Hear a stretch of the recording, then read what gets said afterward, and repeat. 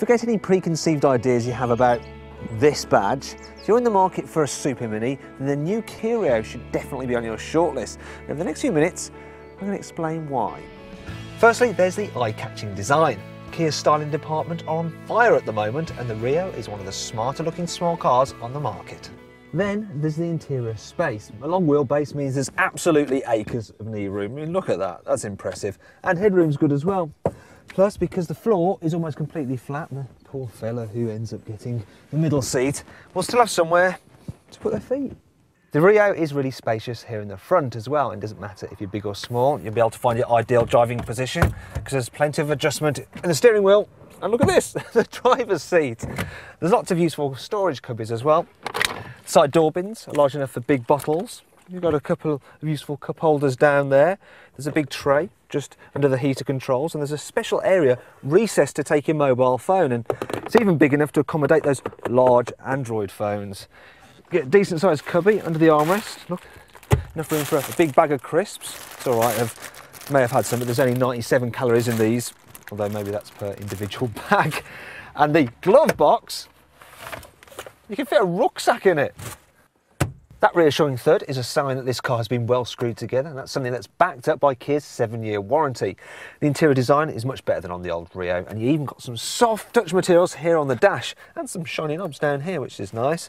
Equipment is generous across the range. All cars get USB input for your MP3 player, plus the 6 airbags and ESP anti-skid control to prevent you getting in an accident in the first place. If you do mostly driving in town, then really the Kia Rio is the only car you're ever actually going to need. Its compact dimensions make it easy to navigate through traffic and squeeze into tight parking spaces, while the controls are nice and light, which makes low speed manoeuvres a bit of a breeze.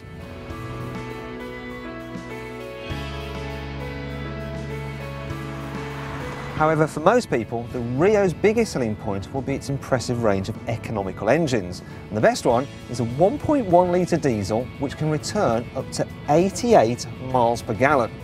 Now, you did just hear that correctly. You don't need to rewind the video. I did just say 88 miles per gallon. So then, the Rio is good in town, but let's face it, we kind of expected that, didn't we?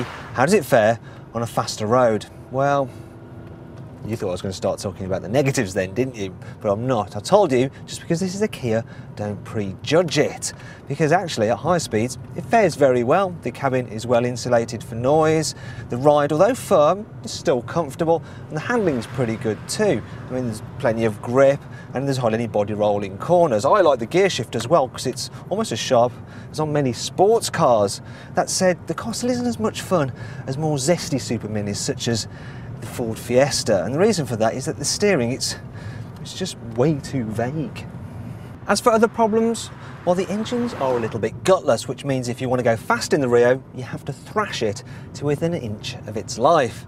Then there's the visibility, which isn't as good as you get in a VW Polo. For instance, the A-pillar is rather fat, which creates a bit of a blind spot when you're pulling out at junctions, and the rear window is a little bit on the small side.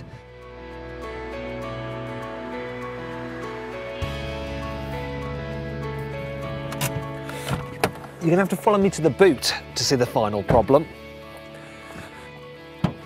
Now, it's by no means small. In fact, it's about as big as you're going to get on a Super Mini. The problem is the fact there's a massive lip to lift things over, which means you've got to watch your back when you're loading. And if you want to carry larger items, yes, of course, you can fold down the rear seats, but you get this huge ridge just there, look, so you can't actually slide big items right to the back.